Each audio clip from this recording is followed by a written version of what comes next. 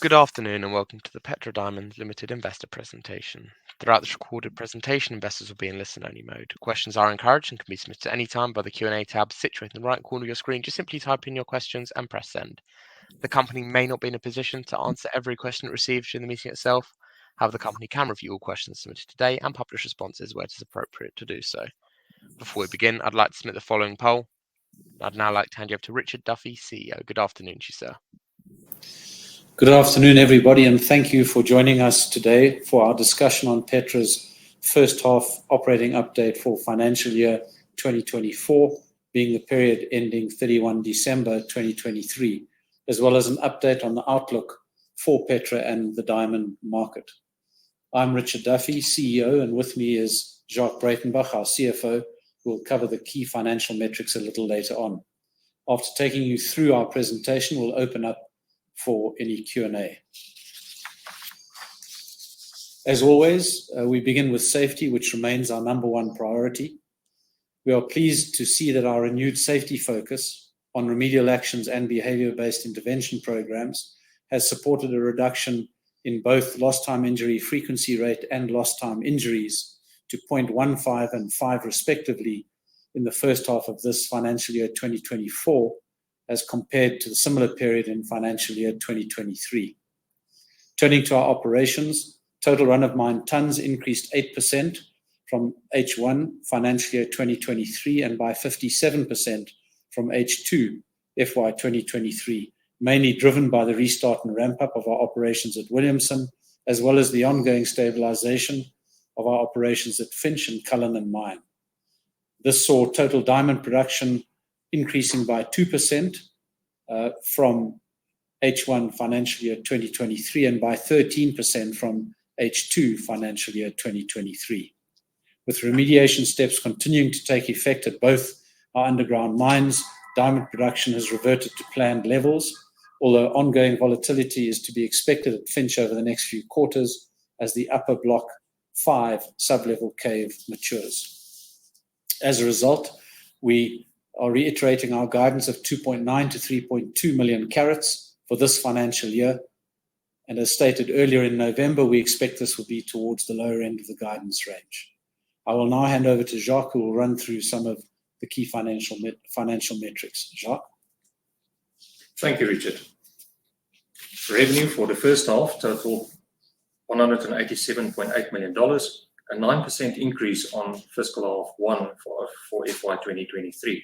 While significantly up on the $116.8 million realised in our second half of fiscal year 23.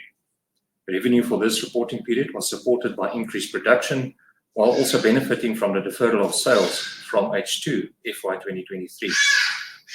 This was, however, more than offset by weaker pricing in this period, with like-for-like prices decreasing by some 13.3% compared to H1 FY 2023 sales, and around 14.5% compared to second half fiscal year 23, with the balance of price movements attributable to product mix. Moving to our balance sheet, although gross debt increased to $295.8 million at December, up from $247.5 million at the end of June 23, gross debt reduced from the $299.6 million as at 30 September 2023, as reported in our Q1 operating update. The increase from June 23 largely reflects the 850 million rand, or $46 million, drawdown on the company's revolving credit facility. At the time of the drawdown, the intention was to repay the facility during our H1. However, given our prudent approach to managing the current period of market uncertainty, we subsequently elected to maintain the drawdown and retain cash within the business. During December, we also announced the conditional approval from our South African lenders, Absa Bank, to increase the existing RCF facility by 750 million rand, or around $40 million, increasing the total facility to 1.75 billion rand, or $95 million, to provide additional operational flexibility.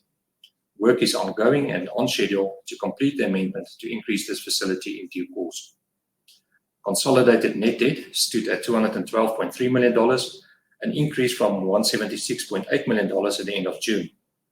This is due to the timing of closing of our sales tenders, the continued lower diamond pricing environment, working capital funding for the resumption of mining at Williamson, as well as the increasing capital spend profile during this period. I'll hand back to Richard to discuss outlook and resilience. Thanks, Jacques. Our ongoing focus at our operations remains to ensure zero harm while stabilizing production at our South African mines and continuing the ramp-up at Williamson in Tanzania. In December, we announced the potential sale of Koffiefontein after we entered into a non-binding term sheet. We continue to work closely with the prospective buyer, the Department of Mineral Resources and Energy, community representatives and other key stakeholders, and will regularly update investors as this progresses. In terms of building resilience, the company continues to optimize costs while ensuring minimal disruption at our operations. We also announced the deferral of a number of our capital projects until the end of this financial year. We have increased the level of our rand hedging, and as Jacques mentioned earlier, we have increased the headroom of our revolving credit facility by around $40 million. In the last quarter, we adjusted our tender cycle to coincide with both the start and end of the Indian import moratorium to maximize demand and pricing. Going forward, we will continue to be opportunistic in our approach to diamond sales. In terms of the diamond market, our recent sales results provide indications of price improvement on the back of actions from major producers and midstream participants. Tender 3, held in December, saw like-for-like prices improving by 19.3% compared to Tender 2, which was held in October just before the moratorium. In the third tender, prices increased by over 20% for goods below 2 carats, and those between 2 to 10.8 carats increased in the mid-teens. Our next tender, which is due to close early February, will provide further indications as to the status of the rough diamond market. We also note the ongoing efforts by the Natural Diamond Council and De Beers to stimulate demand. PETRA, along with the industry, is looking to improve traceability through the entire value chain from mine to consumer to provide greater assurance around natural diamonds. In the medium to longer term, as we've stated previously, we continue to see support for the natural diamond market as a result of the structural supply deficit. We are assessing the value engineering opportunities in replanning our deferred capital projects with a view to improving efficiencies and lowering overall costs to minimize the impact of these deferrals on the company and its growth profile. Once this work is complete, we will provide revised production guidance for the medium and longer term. That concludes our presentation, and we'll hand back to Patrick for the Q&A session. Thank you, Richard. The first question comes from Luke. There was quite an increase in production and tons treated at Finsch in the second quarter. I understand that some operational volatility is to be expected given the maturity, but was wondering what we can expect there in the shorter term. Thanks. It's Richard. I think, given that we have reiterated guidance, we are expecting Finsch to deliver against that. We did have a better second quarter than first. There were a few challenges in the first quarter, but we are confident that Finsch will meet its guidance. And as I'd mentioned earlier, in terms of the guidance range, what we're saying is probably towards the lower end, but within the guidance range. Thank you, Richard. I have a balance sheet question again from Luke, which I'll direct to Jacques. I noticed in your comment in the release about the net debt move regarding the Williamson working capital funding. It would be good to hear any updates on that, please. Certainly, Luke, Jacques here. So we'll, together with our interim results, we'll provide a bit more granularity on this. For now, I can confirm that given Williamson has started effectively from a zero base and with no balance in the pipeline, we had to fund the restart, and there's some lead time or lag between production and sales. So that's really the working capital increase or requirement that was funded during the 6-month period. We would expect that to normalize over a period of time, but as I said, we'll be able to put numbers to that as part of our interim results release. Thank you, Jacques. I now have a question from Steve on diamond markets. Can you offer any comment on the reports yesterday from De Beers regarding their 2 to 4 carat pricing? Even after cutting prices for that category heavily last year, De Beers have lowered them again by another 25% this month. Yeah, it's Richard again. I think the way De Beers comes to market, as we know, is they sell to their site holders and they sell it at prices that they set. We did see some pricing adjustment by De Beers last year, as mentioned, and again now in their first sale of this calendar year.